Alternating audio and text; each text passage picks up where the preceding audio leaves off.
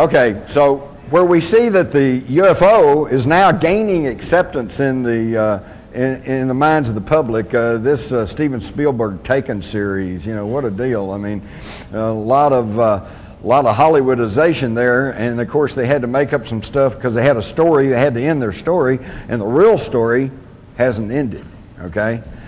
But yet, for those of you who've done your homework, you'll realize that about the first 8 episodes of that show is fully backed by evidence, by testimony, and by documentation. So the idea of the UFO is growing in acceptance.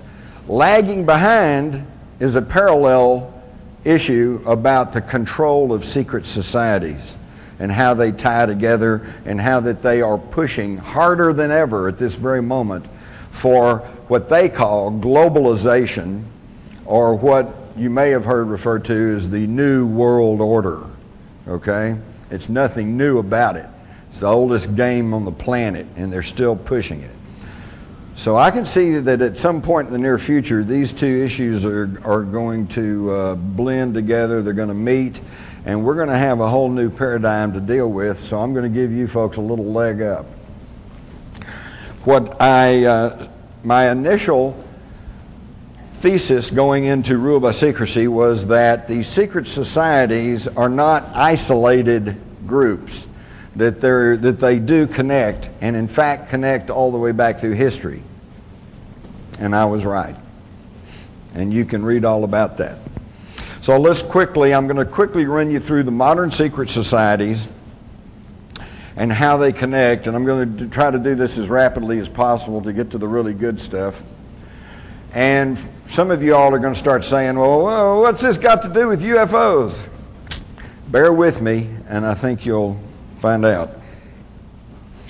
We'll start with the Trilateral Commission, which is one of the more recent ones. This was formed in 1973 by David Rockefeller and one of his henchmen, Zygmunt Brzezinski.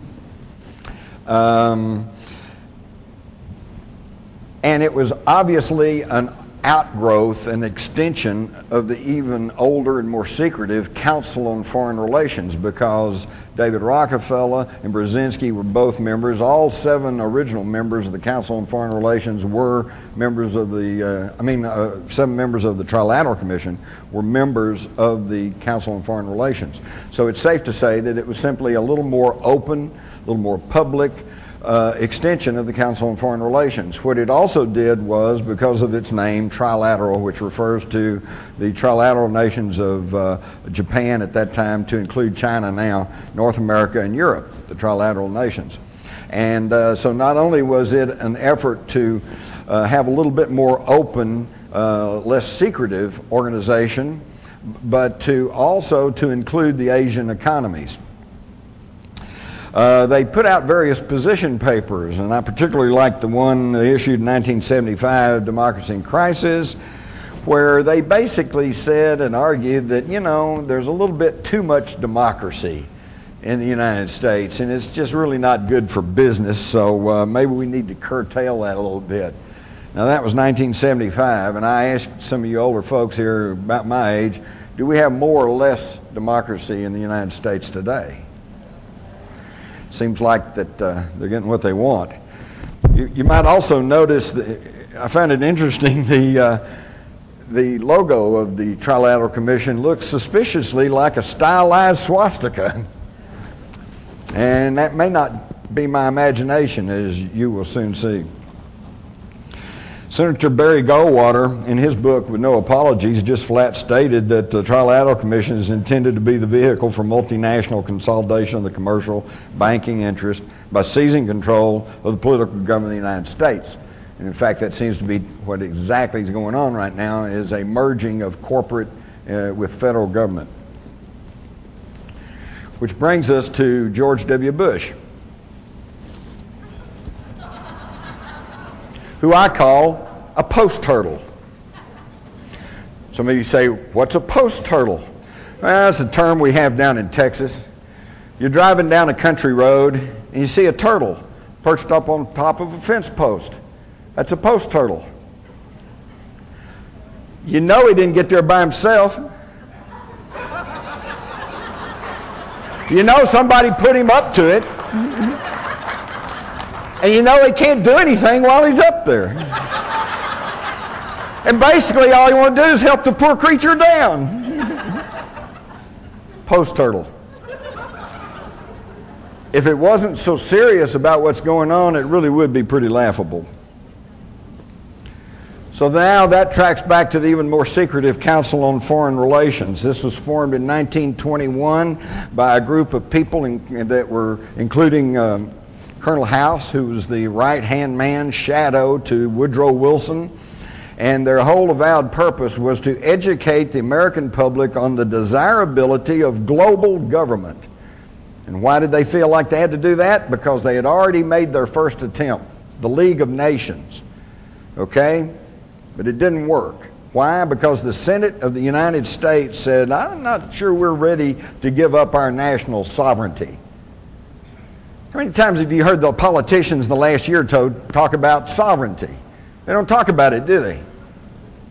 For that matter, when's the last time you heard a national politician refer to the republic? They don't talk about that much either, do they? And while we're here, let's stop and briefly and let's explain what I'm talking about here. Oh, all they talk about is democracy. Democracy. God save democracy. We love democracy. The terrorists hate democracy. Well, what is democracy? Democracy is ruled by the majority. What's the primary example of democracy in action? A lynch mob. Okay? Everybody says lynch him, so they do. Folks, this is not what we were handed by our ancestors. This was never intended to be a pure democracy. What we are supposed to have in this country, with its Constitution, its Bill of Rights, is a democratic republic. Now, what's the difference? In a pure democracy, the lynch mob. Lynch him, okay? You string him up. In a democratic republic, you have to go through a system of laws, checks and balances, courtroom procedure. You have to give the guy a fair trial. There are certain procedures and laws that you have to follow. He has the right to meet his accuser. He has the right to defense. He has the right to cross-examine the evidence and the witnesses against him. And then if he's found guilty, then you can hang him. Okay? That's what we're supposed to have. And this is not what we have now, is it? Now they can grab you, lock you up, and if one man, John Ashcroft, who's up until 9/11's whole claim to fame was throwing covers over the bare breast of statues in Washington, D.C. because he was upset. Oh. Talk about a boob. I didn't say that. But on his word alone, you can be declared an enemy combatant and held without trial and without legal representation. They are stripping the liberties that we are guaranteed in this country. And it really is amazing to me, because if Osama bin Laden was indeed behind the 9/11 attacks, and there's still been no real proof that he is, but if he was, and if his goal was to destroy a democracy and to end our freedoms, he succeeded, hadn't he? But we know that some bearded guy over in a cave somewhere is not responsible for everything that's going on in the world today. Who's responsible are these people. Who's responsible are these people who have been working at this for hundreds of years. What's interesting is, notice, oops, they just cut the graphic. Can we put the graphic back up real quick? If you'll notice, over here is the CFR logo with the rider on the horse and the Roman, Latin inscription. And over here is a medallion of the ancient Knights Templars. Looks pretty close, doesn't it? Same deal. And the same objectives are going along. They consolidated all of this a long time ago with the formation of the CIA and with the National Security Act of 1947.